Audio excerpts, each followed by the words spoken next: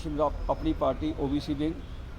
तो जो हमारी आज की जो प्रेस कॉन्फ्रेंस है ओबीसी के मतलब है, क्योंकि ओबीसी एक ऐसा तबका है जो आज से 75 साल जब से देश आज़ाद हुआ है हमें आज तक हमारे अधिकार नहीं मिले हैं, और ख़ासकर एनसी, कांग्रेस और बीजेपी ने सबसे ज़्यादा हमारा सत्यानाश किया है। तो हम चाहते हैं इनसे बचकर जो अपनी पार्टी बुखारी साहब जिसके प्रेसिडेंट हैं हमें इन पर भेद है, ये हमारी लड़ाई लड़ रहे हैं। तो हम चाहते हैं कि एनसी, कांग्रेस और बीजेपी को छोड़कर अपनी पार्टी में सारे शामिल होना चाहिए। यही एक पार्टी है जो हमारे मसले हल करेगी और हमें पूरी उम्मीद है। तो पहला ये मेन तो मसला हमारा है कि जो सुप्रीम कोर्ट में 1992 को फैसला हुआ था कि 27% ओबीसी को रिजर्वेशन दी जाए, आज तक लागू नहीं हुआ। दुख की बात है कि पूरे देश में लागू हो गया है, और ये एक बहाना था इनको 370 का, आज वो 3 साल वो भी ख़त्म हो गया, आज तक कोई नाम नहीं ले रहा। बाकी सारे जितने सेंटर के रूल है सारे लागू हो रहे हैं, पर ओबीसी के लिए वही रखा है। हम चाहते हैं ये इनकी पॉलिसी जो है, ये बीजेपी की खासकर जो पॉलिसी है, दुगली पॉलिसी है, ये पूरे एंटी ओबीसी है।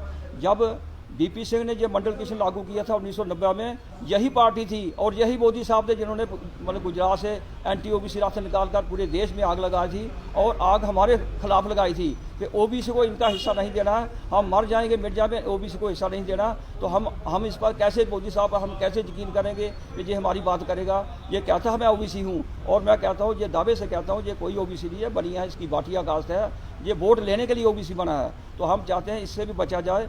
दूसरा एनसी जो है, एनसी जहाँ मतलब मेजॉरिटी सिखा रही है, एनसी ने हमारा आज तक ओबीसी एक भी काम नहीं किया। कांग्रेस है, कांग्रेस भी यहाँ हुकूमत की है, कांग्रेस ने हमारी एक बार बात नहीं की। हम ये बताना चाहते हैं, पहला कमीशन जो बना था हमारा 53 में काका क्लेरिकल कमीशन बना था, जो आर्टिकल 340 के तहत, उसमें 340 के तहत जो कमीशन बना उसकी रिपोर्ट 56 में आई, और उसने नेहरू के उस वक्त प्रधानमंत्री थे, उन्होंने इस रिपोर्ट को कचरे के टोकरी में डाल दिया। उसके बाद 77 में जनता पार्टी आई, उन्होंने बैकअप क्लासेस कमीशन बैठाया, 1980 में उसकी रिपोर्ट आई, पर उस वक्त इंदिरा गांधी आ गई थी, इंदिरा गांधी ने भी इसको लागू नहीं किया। तो हम ये कहते हैं कि जब जनता दल की सरकार आई, जिसके बीपी सिंह प्रधानमंत्री बने थे, उन्होंने अपनी मैनिफेस्टो में रखा कि अगर हमारी सरकार बनेगी तो हम ये 27% ओबीसी के लिए लागू करेंगे।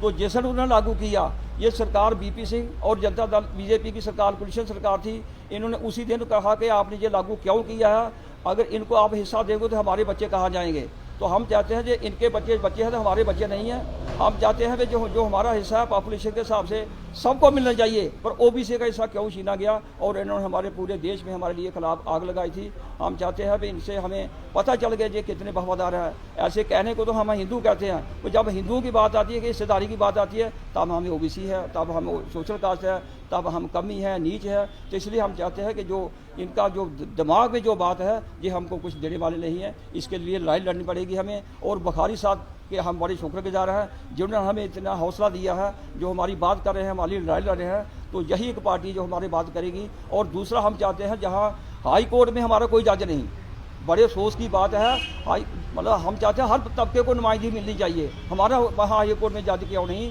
तो वहाँ 2 जज हमारे हाई कोर्ट में होने चाहिए, क्योंकि मेजॉरिटी ऑफ द पीपल हमारे ओबीसी के लोग हैं।